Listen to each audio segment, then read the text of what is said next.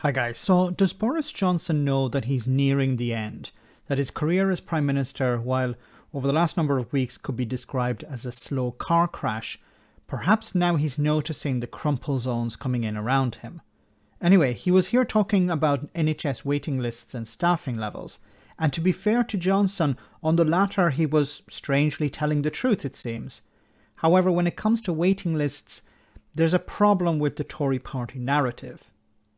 We've got a situation now in which the UK is coming out of COVID very fast, and as a result of the booster programme that we put in, we've got the fastest economic growth in the G7 and so on. I like how he glosses over that. It's like, yeah, and so on. He realises that, yes, this argument, this position has been debunked. This lie, it's a lie. It's been debunked. And he's still rolling it out just in case there are a few people who still believe it. Lots of things are going well, but the problem is that there's been a huge backlog in the NHS. About 1 in 9 of us is on an NHS waiting list. Don't use us. It's not 1 in 9 of us. It's 1 in 9 of you. Because Boris Johnson's not on a waiting list. Members of the Conservative Party are probably not on waiting lists. And members of Parliament are not on waiting lists. In this country, 6 million people or more, huge numbers. And unfortunately, that number is going to keep going up. So we're doing all sorts of things to clear the COVID backlogs. And we're putting about £8 billion more into electives. As you know, we're hiring 50,000 more nurses. We've got about 45,000 more people working in the NHS now than there were last year. And on top of that, we're now working with the NHS to set some tough targets so that we are able to deliver for patients and also for the taxpayer. Because, as you know, we're putting huge sums in. Now, first of all, I just want to say something about these targets. The NHS have said that some of these targets are too strict and too severe, and it's very difficult for them to reach these targets. They're politically driven targets, not medically driven. They're not expert driven. It's an attempt to save the government's arse in a way. But let me get to a number of points here. Now, Boris Johnson is correct. Yes, believe it or not. If he's correct, I want to point it out. This is NHS England data. And I'll leave a link in the description if you want to check it out. But let's just choose a date from last year, before the pandemic, February 2020. And you can see here, there were total number of staff in NHS England was at 1,132,392.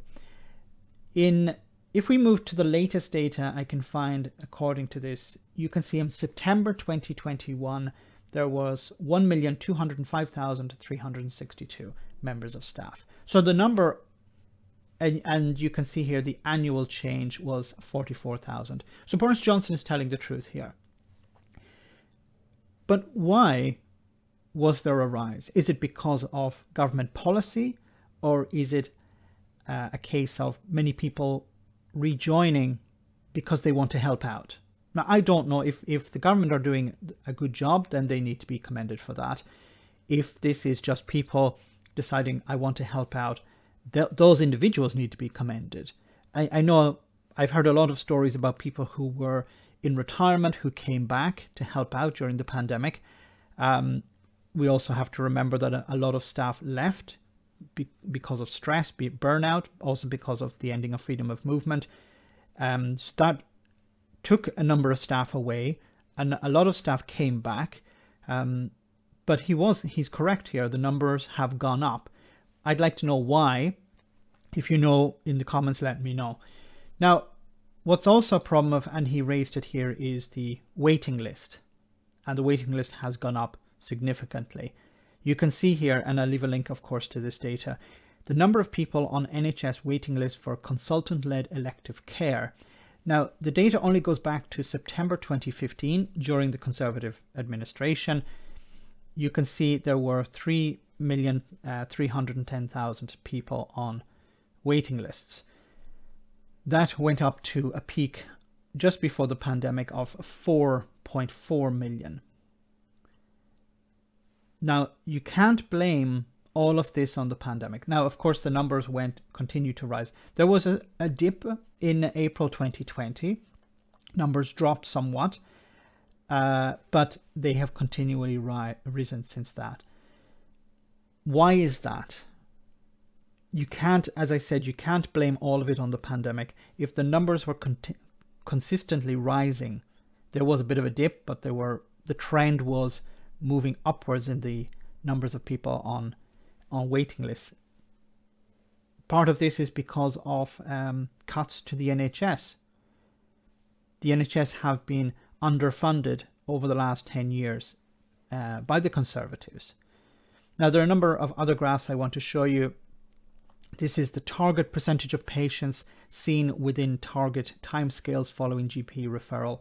For cancer care, for example, you can see well below the target here. That's since August 2019. Not going in the right direction. The number of people waiting for patients are waiting longer for emergency care. You can see 12 hours plus from decision to admission. In January 2020, just before the pandemic, it was rising. It dipped somewhat and then it's gone almost off the scale here. So there are huge challenges facing the NHS at the moment. Some of the targets being set, I believe, are political to help out the Tories, to make it look like they're doing that anything that is achieved is because of the Conservative Party, because of the government. But the NHS is under massive strain. It's facing,